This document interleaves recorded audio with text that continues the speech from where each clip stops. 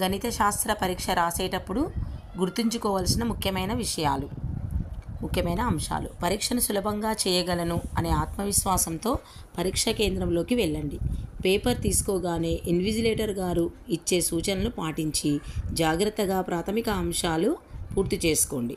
పూర్తి పేపర్ను క్షుణ్ణంగా 2 సార్లు చదవండి. రెండవసారి చదివినప్పుడు పేపర్పై అవగాహన వస్తుంది.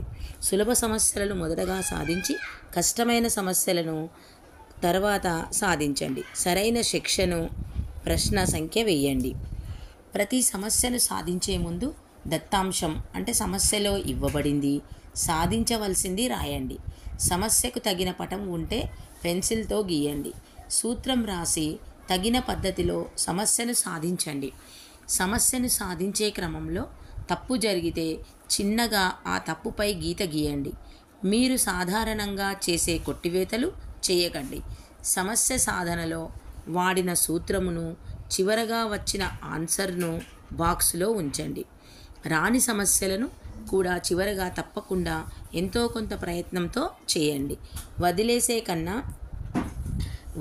కన్నా ప్రయత్నించి కనీస మార్కులైనా పొందవచ్చు. అదనపు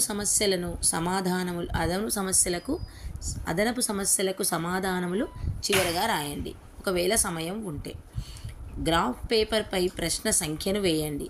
గ్రాఫ్ను అదనపు సమాధాన పత్రాలకు చివరగా అంటే ఆబ్జెక్టివ్ పేపర్ కంటే ముందుగా కట్టండి. గ్రాఫ్కు సంబంధించిన సమస్యకు సమాధానం తెలియకుంటే కనీసం గ్రాఫ్పై x అక్షం y అక్షం గీసి స్కేల్ రాసి విలువలను గుర్తిస్తే కనీస మార్కులైనా పొందవచ్చు. ఆబ్జెక్టివ్ ప్రశ్నలకు సమాధానాలు గుర్తించే క్రమంలో కొట్టివేతలు దిద్దడం చేయకండి.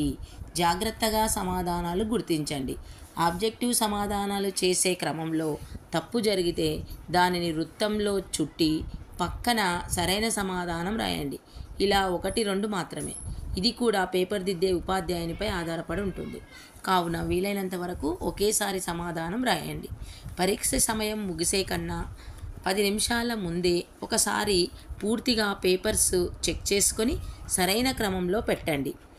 OMR షీట్ సమాధాన పత్రాల క్రమంకు సంబంధించి తదితర ప్రాథమిక చివర చేసే అంశాలపై అనుమానాలను ఇన్విజిలేటర్ని అడిగి నివృత్తి చేసుకోండి. Thank you.